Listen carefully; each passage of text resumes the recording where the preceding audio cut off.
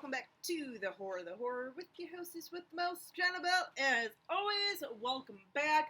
So I'm doing something a little bit different than from my usual reviews and unboxings and stuff. Since it is getting closer and closer to Halloween and Halloween season and everything, I thought I would actually kind of go ahead and throw out some movies for you guys to possibly maybe watch. Recommendations, I guess, basically. Now, I was going to kind of do this by, like, age groups and stuff and blah, blah, blah. And I actually kind of did start off with it. I have some stuff for kids and some stuff for, like, some preteens and teens and stuff. But then I do have a slew of other movies that, well, I shouldn't necessarily say it's slew, but few other movies for maybe those of you who aren't quite as into horror movies as myself or a lot of other people are, but maybe you want a little something to watch, something a little spooky this year and everything. So, but let's go ahead and crack into it. And you guys, feel free, because like I said, I just kind of did this really quickly. I just wanted to give a few recommendations. Go ahead and feel free to go ahead and leave some recommendations for others, and including myself, down in the comments. Once again, you guys know I am very much okay with that. I'm supportive about that, because, yeah, if you guys recommend something, it might be something I've never seen or heard of, so, yeah. But anyway, so let's start off with, like, for some stuff for the kiddos, like, the youngins. Now, this will be pretty much, like, before, like, preteen age, so we're talking, like, you know, like, 4 to, like, about 10, 11 or so, maybe even a little bit younger than that. But a few things that I want to kind of, like, bring up, and once again, like I said, I did not cover every sort of, like, movie that would be okay for kids. This is just some of the stuff. A lot of it is kind of, sort of, pretty much run-of-the-mill answers for a lot of people, with a few little extras. But anyway, enough of me yapping about nothing, let's crack into it. So first one up, I know I literally bring up every freaking year, I'm always talking about it, Lady in White. I mean, it's, you know, as my good friend Mike Hatfield, who just actually reviewed this movie a couple weeks ago, he kind of put it the best. You know, it's not scary, which I've always said it's not a scary movie, Lady in White, but it's kind of spooky, and that is perfect, especially around Halloween, with the movie opening up on Halloween morning and everything. Totally gets you in the mood and everything, so definitely check this one out. It is definitely kid okay, kid friendly and everything, so yeah. Next few, once again, pretty standard answers for, you know, any, or recommendations I should say, for any kid. It's The Great Pumpkin Patch Charlie Brown, Hocus Pocus, of course, and then for those of you who are not as much of a Hocus Pocus fan, I did go ahead and throw on here Halloween Town 1 and 2. It has been a very, very long time since I've seen the first Halloween Town movie. I don't think I've even seen the second one, but it's been like ages and ages. I'm going to definitely try and actually watch that one for myself this year. Next one up is Ernest Scared Stupid. Now, I recommend this one, but I do give it a little bit of a caution, because I literally was even talking about this with a few people the other day at work, that this one might be one of those movies where, you know, it is definitely a kid's movie, but it's kind of a little, like, scary at part. Like, nothing, like when I say scary, obviously I'm not saying, like, you know, Candyman scary or anything, but it's like some of the stuff, it's like, ooh, like that little troll's a little scary, man. Just saying. And what's her name was Eartha Kitt or something, the OG Catwoman or whatever. Man, she is so good in that movie. I'm just saying. Next one's up. I threw this on here. This one, once again, a little cautious about this, but, and some of you might be a little surprised, but the original Fog, yeah, I know it's a little mature for some kids, but once again, kind of like Lady in White, where it's a straight up classic ghost story, but this one definitely is, as opposed to Lady in White, where I don't really call it a horror movie. The Fog definitely is more of a horror movie. It's not gonna, I don't think it's gonna traumatize your kids, but I think it will give them a little bit of like a spookiness and everything. So definitely is one I think is okay for, like, the younger kids. Last but not least, for the younger kids, Monster Squad. You gotta have Monster Squad on here. I mean, speaking of Monster Squad, well, sort of speaking of Monster Squad, because I just thought of this, I didn't write it down, but also for kids too. Definitely all those like classic Universal monster movies. I would say even I guess maybe the Hammer films. If for whatever reason, guys, if you guys don't think that like the Hammer films are okay for like kids under 10, leave it in the comments because like I have not watched really that many Hammer films. I keep telling myself I'm gonna watch them, at least start watching them, and I haven't yet. So if they're not really appropriate for kids under 10, go ahead and say in the comments. Like I said, I do not mind that. So preteens and teens. Once again, I mean, I know a lot of like preteens and teens. It's kind of like starting to be like, okay, kind of let you watch what you want. But not everything's okay, especially for more like for preteens or maybe like early teens, like 13, 14. But here's some definitely that I think are okay kind of across the board. Sort of safe bet for most preteens and teens. The Purge series, the film series. For the most part, from what I can recall, out of all 4 films that we have, yeah, it's a bit violent and everything, but I think teens and preteens would be okay with this. Another one, kind of a more grown up version of Lady in White, and that would be The Changeling. Another classic straight up ghost story.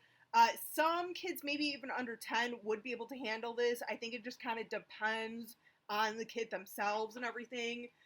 Next few are total quintessential, typical teen slasher formula movies, but most of these I'm really like, actually kind of really all of these I'm really kind of like, I love.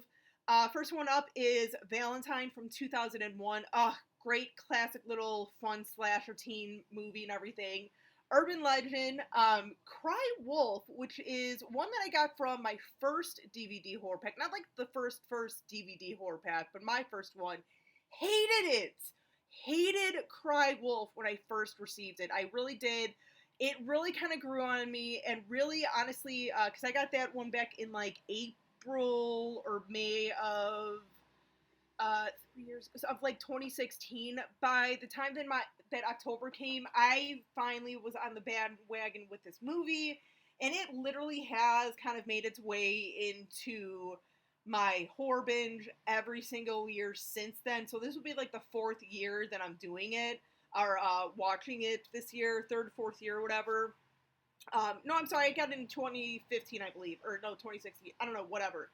But yeah, it's like one of those movies that like I said, I absolutely hated. Really, really grew on me, and it literally one way or another makes its way into my binge.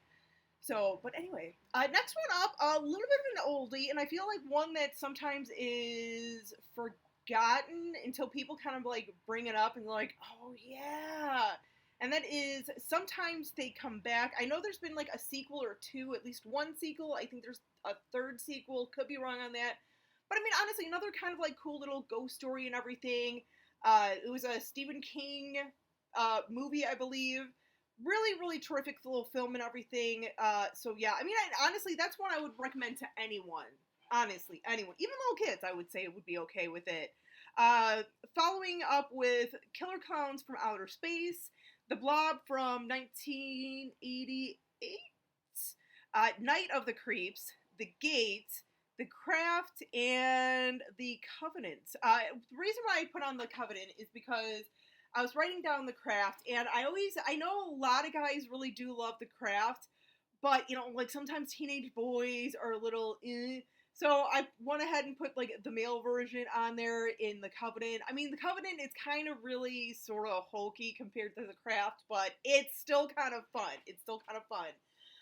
So yeah, those are kind of like ones for my like restricted age groups. I wanted to go ahead and kind of throw a few different other movies out there for maybe a lot of you guys.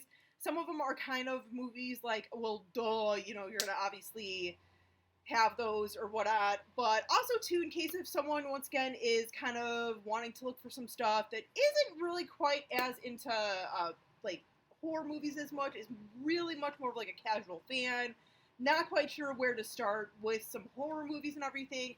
Obviously, you know, go for like the, you know, token like Halloween and stuff, maybe some Friday the 13th, Amityville Horror and stuff. But whatever. Starting off with a few anthologies. Obviously, Creepshow 1 and 2 are perfect anthologies for this time of the year, or any time of the year and everything, because, yeah. Obviously, Trick or Treat from 2009, because, it's set on Halloween and everything, puts you in the mood, has so many different Halloween-esque inspired sort of tales in here. It's just every single shot of this movie is just, it's so Halloween and everything. So, I mean, obviously it's set on Halloween, but still, it's just, there's other movies such as Halloween that is set on Halloween night, and it's like, yeah, they're carving jack-o'-lanterns and stuff, but this one, literally every single second, Halloween right in front of your face, and you can't deny it. It's an amazing movie. I'm just saying. Next anthology movie, actually a pair of them. Both movies came from Horror Pack, and the first one I got in my very first Blu-ray pack. Once again, not the first Blu-ray pack overall, but in my first Blu-ray pack with Horror Pack, and that is Volumes of Blood. Yes! Once again, this is another movie that I keep talking up. I really enjoy it. I mean, it's nothing absolutely great. It definitely does not hold a candle to Creepshow or Trick or Treat or, some of these other anthology movies. But there's something about it with this movie that always gets to me. I enjoy it. I like the whole concept of it and everything. And I would also have to go ahead and recommend Volumes of Blood 2 Ghost Stories or something like that it's called. But it's definitely Volumes of Blood 2. Actually, wait, hang on a second. Literally is right over here. God dang it. Which one was it? Damn, dude. It was number 18? God damn. Doesn't feel like it was that long ago that we got this. Horror Stories. So yes, this is the second Volumes of Blood. Like I said, I mean, it's, even with this one not being as good as the first one, it's still really enjoyable. Love that they moved it to a house. Kind of seeing what sort of, ghost stories and stuff that this house has in each story and everything. Fun little one. I'm just saying. And then last but not least, another Horror Pack limited edition, actually. And there's a slew of others too. Like, I'm even looking at right now, Strange Events from Horror Pack. That's actually a pretty decent one. I think there was a Strange Events 2, which I was going to try and check out a couple weeks ago. And it got too close to my binge this year that I'm like, I think I'm going to save it for that. But the one that I wanted to actually bring up is Minutes Past Midnight. Once again, I mean, there's going to be, like any sort of anthology movie, there's going to be some stories in here, not as good as the others, some that you're going to absolutely love and look forward to, but that is like with any anthology. But no, this is definitely one that is got a pretty good mix. I think, from what I remember, it actually has quite a few shorts in here and everything, so... And then a few other movies that I want to kind of bring up. Couple that I think just to sort of have an eye out for and stuff. Especially too if you want something maybe a little bit different, a little bit more. Some of these movies are, I don't want to say necessarily underground, but just a lot of people don't talk about them. I think I've talked about most of these movies at least a couple of times. Such as Munger Road. Munger Road, with as much hate as that movie gets because it kind of leaves you on a cliffhanger, and they didn't make a sequel because they didn't make enough money to warrant a sequel through the studios. It's still just kind of a creepy, decent little kind of cat and mouse game. And, something that I like, I'm not going to spoil it. I'm not going to spoil it, but I am one of the few that really does the ending and everything. I'm not upset with it or anything. I just wish that we would have gotten the sequel, because like I said, I know people hate it because it was on a cliffhanger, but there's a reason why they left it sort of on a cliffhanger, because they were hoping to actually be able to make a sequel, and they haven't. We need to start some sort of GoFundMe so that way we can go ahead and get the funding for Munger Road 2. I'm just saying. Who's with me? I'm just saying. You might not want to put me in charge of it, though. Just saying. Another one that I know I'm constantly talking about, and that is WNUF Halloween Special. I have been begging, like, I have a copy of it on DVD, but I have been begging Horror Pack for a few years now of, dude, put it in one of the freaking packs, dude. Like, it is a decent little kind of throwback to the late 80s, early 90s, sort of public access, um, like movies where, and when I say that, I mean, like, the style of it is that there's this show that's going to be starting, that is going to actually be on right after the news, and uh, it's like this Halloween special where they're gonna go into in a haunted house, very much like Television Terror, with Robert Morton, sorry, Morton Downey Jr., where he goes in the haunted house and he's kind of like doesn't really believe it's haunted or anything, and then shit goes out fast. Very much kind of like this, or it's very much like that WNUF Halloween special. Just, I don't know, it's really kind of cool, and they even include kind of like fake sort of like commercials that they made, and it everything about it just like screams late 80s, early 90s. It's a fun one, guys. Definitely worth checking out. Just saying. Another one that I want to bring up, not an anthology movie or anything, and it's not really what you are going to think of. It's from the 80s, and it's called Trick or Treats. Now, here's the thing. This one, it's not the one with, like, Gene Simmons and Ozzy Osbourne. It's not the 2009 one that I just mentioned. This is actually one about a, sort of like an up-and-coming actress who gets called to go babysit, so she has to miss, like, her audition or something, to go babysit this little, like, brat or whatever, and all shenanigans ensue. It's kind of, it's one of those, and it's not that great, and it's very kind of, like, offbeat sense of humor, and just sort of, not quite like Wacko that I just recently reviewed within the last few weeks, but it definitely has, some of the humor is sort of along those lines. So, like I said, it's a little more tame version of that, but it's not a parody of a movie either, by the way, I should state. And then another one that I think a lot of people might enjoy.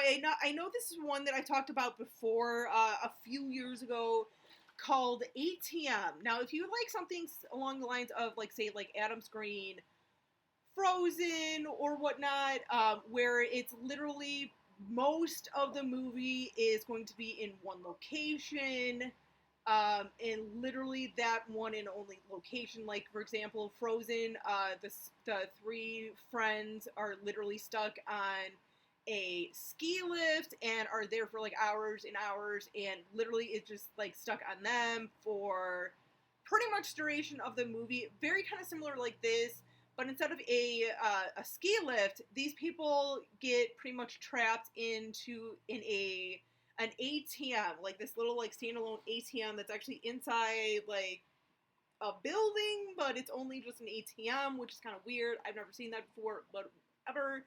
But no, this one is actually kind of fun. It's a total cat and mouse game, and there's the killer that's like harassing them. You know, you're kind of like, why doesn't he ever like come even closer? Like, he could just totally come in and kill them all. Boom, boom, boom. One of those things where you then kind of start to figure out, like, oh, that's why he's not getting close. It's it's a smarter one. It's a smart sort of cat and mouse type of movie. I think a lot of you guys will kind of enjoy this one. I think I have been seeing it kind of on Shudder, possibly Screambox, and or Prime. So yeah, check one of those out. And also too, my recommendations for going to check out like horror movies and stuff. I would definitely say start off with Amazon Prime, because I've been having so much luck with Amazon Prime. I mean, check out Netflix if you want, but like I said, I've just been having so much luck over the last few months.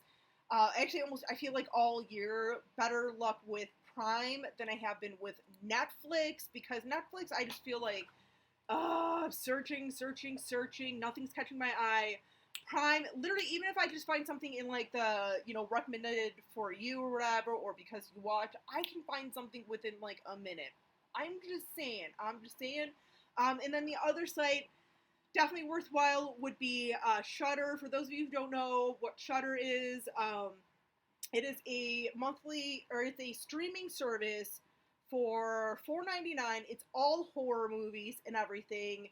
I don't know if Roomwork is still running promotions using like the promo code Roomorg back back slash Shudder or something for 30-day free trial as opposed to like the typical 7.